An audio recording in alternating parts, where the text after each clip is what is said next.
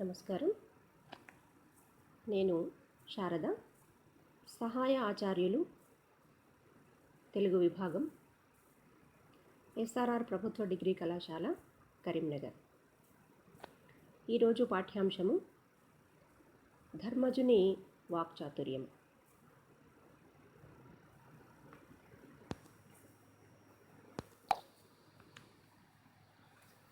ఈ పాఠ్యాంశము రాసిన కవి తిక్కన సోమయాజి. ఇతడు 13వ శతాబ్దానికి చెందినవాడు.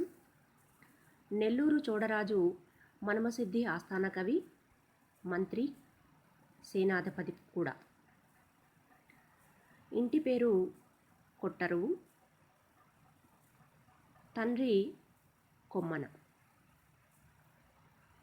తిక్కన నెల్లూరును పరిపాలించిన మన్మసిద్ధి ఆస్థాన కవి. ఇతడు ఆంధ్ర మహాభారతము, నిర్వచనోత్తర రామాయణము, విజయసేనము, సార్వభౌమ ఛందస్సు, కృష్ణ శతకము వంటివి రచించారు. అయితే కవిగా వారికి ఆంధ్ర మహాభారతము, నిర్వచనోత్తర రామాయణము మిక్కిలి పేరు తీసుకొచ్చినటువంటివి. ఇందులో నిర్వచనోత్తర రామాయణము మొదటి కావ్యం. నిర్వచనము అంటే వచనము లేకుండా కేవలము పద్య రూపంలో రాసినటువంటి కావ్యము. దీనిని తన రాజు అయినటువంటి మన్మసిద్ధికి అంకితంగా ఇచ్చినటువంటి కావ్యం ఇది. రెండవ కావ్యము ఆంధ్ర మహాభారతం.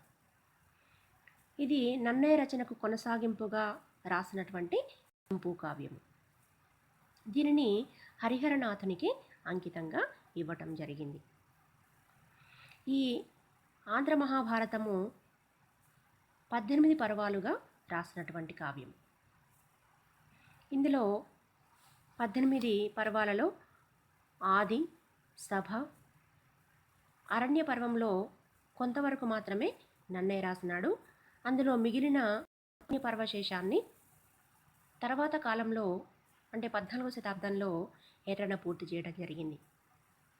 ఆ తర్వాత 4వ పర్వమైనటువంటి విరాట పర్వం నుంచి చివరిదైనటువంటి స్వర్గారోహణ పర్వం వరకు అంటే 15 పర్వాలను తిక్కన రాసినాడు. ఈ 18 పర్వాలను ఒకసారి చూద్దాం, వాటి పేర్లు ఏమిటి అనేటువంటివి. మహాభారతంలో ఉండేటువంటి భాగాలను పర్వాలు అంటారు. అందులో ఆది, సభ, అరణ్య ఈ 3 పర్వాలను నన్నయ్య, ఎర్రన పూర్తి చేయడం జరిగింది. అంటే ఆది, సభ, అరణ్య పర్వంలో సగం వరకు నన్నయ్య రాస్తే మిగతా సగ భాగాన్ని ఎర్రన రాసినట్టుగా మనకు తెలుస్తున్నది. మిగతా పర్వాలను చూద్దాము. విరాట పర్వము, ఉద్యోగ పర్వము, భీష్మ పర్వము, ద్రోణ పర్వము, కర్ణ పర్వము, శల్య పర్వము, సౌప్తిక పర్వము, స్త్రీ పర్వము, శాంతి పర్వము, అనునాసిక పర్వము, అశ్వమేధ పర్వము, ఆశ్రమవాస పర్వము, మౌసల పర్వము, మహాప్రస్థాన పర్వము, స్వర్గారోహణ పర్వము. ఈ విరాట పర్వం నుంచి స్వర్గారోహణ పర్వం వరకు మొత్తం 15 పర్వాలను తిక్కన పూర్తి చేయడం అనేది జరిగింది. వీరు మహాభారతము ఉద్యోగ పర్వంలో నుంచి తృతీయాశ్వాసం నుంచి తీసుకున్నటువంటి పాఠ్యాంశమే ధర్మజుని వాక్చాతుర్యము. ఇందులో ఉద్యోగ పర్వంలో తిక్కన యొక్క ప్రతిభను మనము స్వయంగా చూడవచ్చును. ఈ కవి కేవలము కవి మాత్రమే కాదు, గొప్ప రాజనీతివేత్త, తర్వాత గొప్ప సేనాని కూడా. మహాభారతంలోని ఉద్యోగ పర్వంలో అతని యొక్క రాజనీతిజ్ఞత అంతా కూడా ఎంతో గొప్పదిగా మనకు కనిపిస్తుంటుంది. అందుకు మనము కారణాలను కొంతవరకు చూద్దాము. అతనికి అంత రాజనీతిజ్ఞత అనేటువంటిది ఎలా పడింది, అవి ఆ అనుభవాలన్నీ కూడా మహాభారత రచనలో వారికి తోడ్పడినట్టుగా తెలుస్తున్నది. మరి ఆ అనుభవ విశేషాలను కొంతవరకు మనము ఈరోజు పాఠ్యాంశంలో చూద్దాము. తిక్కన నెల్లూరు చోడరాజు అయినటువంటి మనుమసిద్ధి యొక్క మహామంత్రిగా పనిచేశారు.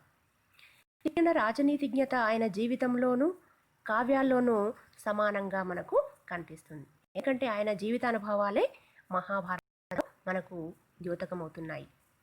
తిక్కన వంశం అంతా కూడా రాజనీతితో, యుద్ధతంత్రంతో ఏదో ఒక విధంగా సంబంధం కలిగి ఉన్నటువంటిది.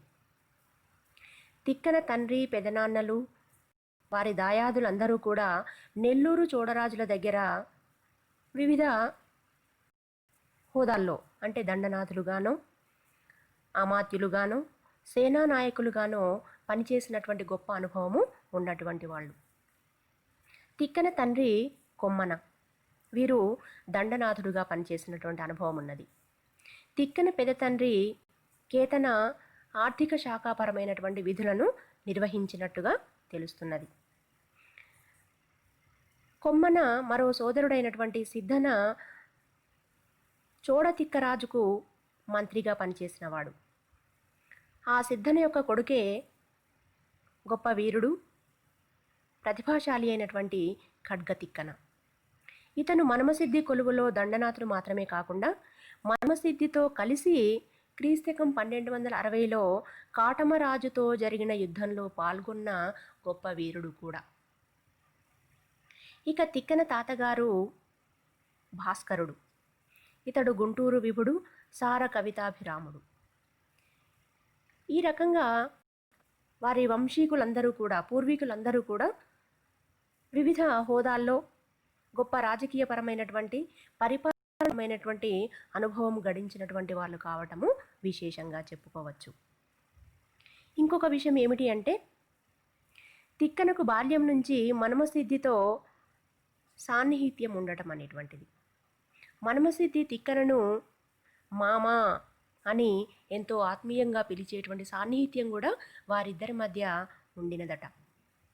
అందుకే వారిద్దరూ సహా అధ్యాయులు కూడా, కలిసి చదువుకున్నటువంటి వాళ్ళు కూడా. ఆ రకంగా మనుమసిద్ధితో అతనికి మంచి సంబంధ బాంధవ్యాలు ఉండినాయన్నమాట. ఇటువంటి సమయంలో తిక్కన అతనికి మంత్రిగాను, సేనాధిపతిగాను మంచి సలహాలు ఇవ్వటానికి వారికి గొప్ప అవకాశం అనేటువంటిది కలిగింది. ఇది ఇలా చెయ్యి, ఇది ఇలా చేస్తే బాగుండదు అనేటువంటి రాజుకు సలహాలు ఇచ్చేటువంటి సన్నిహితత్వం కూడా అతనికి ఉండటము మనం చూడవచ్చును. ఇక నెల్లూరు చోడరాజు మనుమసిద్ధి దాయాదులు అతని రాజ్యాన్ని కబలించినప్పుడు మహారాజుతో కలిసి అతడు అడవులకు వెళ్ళటము జరిగింది. రాజ్యాన్ని పోగొట్టుకున్నటువంటి మనుమసిద్ధిని తిరిగి సింహాసనం మీద కూర్చోపెట్టాలి అనేటువంటి ఆలోచనతో తిక్కన ప్రయత్నాలు చేస్తాడు. అందుకు సైనిక సహాయాన్ని అర్థించేందుకు గాను తిక్కన ఓరుగల్లు రాజధానిగా పరిపాలిస్తున్నటువంటి మహారాజు గణపతిదేవ చక్రవర్తి వద్దకు వెళ్తాడట. ఆ వెళ్ళినటువంటి యాత్రా విశేషాలన్నింటినీ కూడా మనము కొన్ని కావ్యాలలో చూడవచ్చు. ఉదాహరణకు ఏకామ్రనాథుని ప్రతాప చరిత్ర, కాశీ సర్వప్ప సిద్ధేశ్వర చరిత్ర, కూచిమంచి జగ్గన సోమదేవరాజీయము వంటి గ్రంథాలలో మనకు తిక్కన ప్రతాపరుద్రుని గణపతి దేవ చక్రవర్తి యొక్క సహాయానికి వెళ్ళినటువంటి విశేషాలు, అక్కడ సభలో గణపతి దేవునికి వివిధ శాస్త్రార్థాలు వినిపించడము, ద్వైతం గురించి, అద్వైతం గురించి, ఉత్తమ జీవనం గురించి, రాజనీతులు, పురాతన కథలైనటువంటి భారత ఆఖ్యానము, యుద్ధానికి సంబంధించినటువంటి విశేషాలను అతడు గణపతి దేవ చక్రవర్తికి వినిపించడము, ఆ మహారాజు మిక్కిలి సంతోషించినటువంటి విషయాలు మనకు ఆయా రచనల్లో మనకు కనబడతాయి. ఇటువంటి గొప్ప పాండిత్యము కలిగినటువంటి తిక్కన ఓరుగల్లుకు ఏ కారణం వల్ల వచ్చాడో గణపతి దేవ చక్రవర్తి తెలుసుకుంటాడు. అతడు తన రాజు అయినటువంటి మనుమసిద్ధి దాయాదుల వల్ల రాజ్యాన్ని కోల్పోయినట్టుగా, తిరిగి అతనికి పరిపాలనను కొనసాగించేందుకు కావలసినటువంటి అధికారము ప్రాప్తించేందుకు గాను తిరిగి ఆ దాయాదులపై విజయం సాధించడానికి సైనిక సహాయం కావలసి ఉన్నది అని తిక్కన ఆ గణపతి దేవ చక్రవర్తిని కోరటము, అతడు సిద్ధం కావడము, ఆ సైన్యంతో తిరిగి గణపతి దేవ చక్రవర్తికి సహాయాన్ని పొంది మనమసిద్ధికి తిరిగి రాజ్యాన్ని ప్రాప్తింపజేయడము అనేటువంటిది తిక్కన యొక్క ప్రతిభా నైపుణ్యాలతోనే సాధ్యమైంది. ఇటువంటి రాయభారాలు నడిపినటువంటి తిక్కన ఆ అనుభవం అంతా కూడా రాయబారాలు నడపడము, దాయాదులు రాజ్యాన్ని కబలించినటువంటి విధానము, అట్లాంటి అనుభవాలన్నీ కూడా ఆ మహాభారత రచనలో తిక్కనకు ఎంతో ఉపయోగపడినట్టుగా మనకు అర్థమవుతుంది. రాయభార ఘట్టాల్లో తిక్కన రాజనీతి, రణనీతి, వాక్చాతుర్యము, తర్వాత సంభాషణల్లో ఔచిత్యము, ఇవన్నీ కూడా ఆ అనుభవాలన్నీ మహాభారత రచనలో ముఖ్యంగా ఉద్యోగ పర్వంలోని రాయభార ఘట్టాల్లో తిక్కన ప్రదర్శించడం అనేటువంటిది జరిగింది. ఇక యుద్ధం జరగడానికి, సంధి జరగడానికి మధ్యలో ఉండేటువంటి ఆ ఊగిసలాటను కూడా తిక్కన ఎంతో ప్రతిభావంతంగా చిత్రించడము కూడా మనము చూడవచ్చును. తిక్కన కేవలము మహామంత్రి కావటమే కాకుండా అవసరమైన సందర్భాల్లో కవచము ఖడ్గము ధరించి రణరంగంలో వీరవిహారం చేసినటువంటి గొప్ప సేనాపతి కూడా. వీరుల వంశంలో జన్మించిన తిక్కన తన కళ్ళెదుటే మనమసిద్ధికి కాటమరాజుకు జరిగినటువంటి గొప్ప యుద్ధాన్ని కళ్ళారా చూసినటువంటి వాడు. ఆ రకమైనటువంటి యుద్ధాల వల్ల ఎంతటి నష్టం జరుగుతుందో కళ్ళారా చూసి దాన్ని గ్రహించినటువంటి వాడు తిక్కన. ఇటువంటి అనుభవాలన్నీ కూడా వారి జీవితంలో ఉన్నాయి. అందుకే అంత గొప్ప మహాభారతంలో యుద్ధ పర్వాలను, తర్వాత రాయభార ఘట్టాలను చిత్రించడానికి ఎంతో పనికి వచ్చినట్టుగా మనకు తెలుస్తున్నది. పైగా ఆ 12-13 శతాబ్దాలలో వచ్చినటువంటి మత సమస్యలు, ముఖ్యంగా వీరశైవము, వైష్ణవము వంటి ఆ మత ఉద్రిక్తల మధ్య ప్రజలు, తర్వాత రాజ్యాలు ఏ విధంగా అనైక్యతకు గురి అవుతున్నాయో కూడా అతడు స్వయంగా గమనించడం జరిగింది. ఇక ముందు అలాంటి యుద్ధాలు జరగకుండా ఉండడానికి, తర్వాత సాహిత్యంలోనూ ఈ శైవ వైష్ణవము అనేటువంటి వైరుధ్యాలను తొలగించేటువంటి మరో ఉద్దేశంతో కూడా అతడు హరిహరనాథ సిద్ధాంతాన్ని ప్రతిపాదించి మహాభారతాన్ని హరిహరనాథునికి అంకితం చేయడం కూడా వారి యొక్క రాజనీతిజ్ఞతకు నిదర్శనమనే చెప్పవచ్చు. ఈ భారత రచనను ఏదో ఒక కాలక్షేపం కోసమో లేదంటే ఏదో ఒక ప్రయోగం కోసమో రాసినటువంటిదిగా కాకుండా తన సమకాలీన సమాజంలోని ఆ విషమ పరిస్థితులకు విరుగుడుగా రాసినటువంటిదిగా కూడా మనము భావించవచ్చును.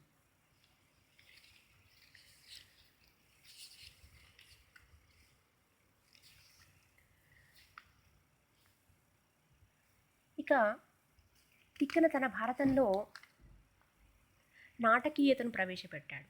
అంటే కేవలము ఇదొక శ్రవ్య కావ్యంలాగా కాకుండా, చదివి ఆనందించేదిగా కాకుండా, ఒక దృశ్య కావ్యంలాగా రంగస్థలం మీద పాత్రలు కదలాడుతున్నట్టుగా, సంభాషణలు నటులు పలుకుతున్నట్టుగా ఒక గొప్ప అనుభూతిని మనకు కలిగిస్తాయి ఆ పాత్రలు, ఆ సంభాషణలు. అలాంటి ఒక గొప్ప నాటకీయ శైలిని మనము తిక్కన రచనల్లో, ముఖ్యంగా ఈ రాయభార ఘట్టంలో మనము చూడవచ్చును.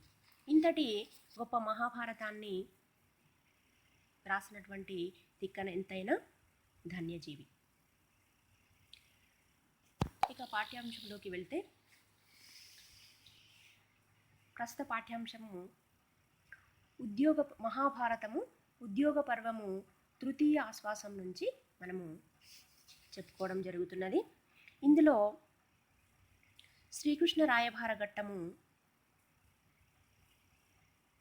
ప్రధానంగా కలిగి ఉన్నది. పాండవులు అరణ్య అజ్ఞాతవాసాలు పూర్తి అయిన తర్వాత కౌరవ పాండవుల మధ్య కొన్ని రాయభారాలు నడిచినవి. ఎందుకంటే కౌరవ పాండవులు వారి నియమం ప్రకారం అరణ్యము అజ్ఞాతవాసాలు పూర్తి చేసిన తర్వాత కొంతకాలం ఉపప్లావ్యంలో ఉంటారు. పాండవులకు ఒప్పందం ప్రకారము రాజ్యభాగం తిరిగి ఇమ్మని కౌరవుల వద్దకు ద్రుపదుడు తన పురోహితుడిని రాయబారిగా పంపిస్తాడు. అతడు పాండవులకు కొంత రాజ్యం ఇవ్వమని కౌరవులకు తెలియజేస్తాడు. ధృతరాష్ట్రుడు కూడా సంజయుణ్ణి రాయబారిగా పాండవుల వద్దకు పంపుతాడు. సంజయుడు తీయగా మాట్లాడి పాండవులకు ఇచ్చేది ఏమీ లేదని తన మాటలలో తెలియపరుస్తాడు. ధర్మరాజు శ్రీకృష్ణుడిని కౌరవ సభకు రాయబారిగా పంపాలని నిర్ణయించుకుంటాడు. అంటే మొత్తంగా మనకు ఈ ఉద్యోగ పర్వంలో 4 రాయభారాలు కనబడతాయి. మొదటిది ద్రుపద పురోహితుని రాయభారము, రెండవది సంజయ రాయబారము, మూడవది శ్రీకృష్ణుని రాయబారము, నాలుగవది ఉలూకుని రాయబారం. ఇందులో అతి ప్రధానమైనటువంటిది శ్రీకృష్ణుని రాయభారంగా మనము చెప్పవచ్చు అన్నమాట. పాండుపుత్రులు ద్రౌపది శ్రీకృష్ణుని వద్దకు వెళ్ళి కృష్ణుడిని కౌరవ సభకు రాయబారిగా వెళ్ళమని ప్రార్థిస్తారు. రాయబారిగా వెళ్ళబోయే శ్రీకృష్ణుడు కౌరవ సభలో ఎలా మాట్లాడాలో, ఎలా నడుచుకోవాలో ధర్మరాజు శ్రీకృష్ణుడికి వివరించడమే ప్రస్తుత మన పాఠ్యాంశము. ధర్మరాజు యొక్క వాక్చతురత అతని మాటల్లోనూ మనము చూడవచ్చును.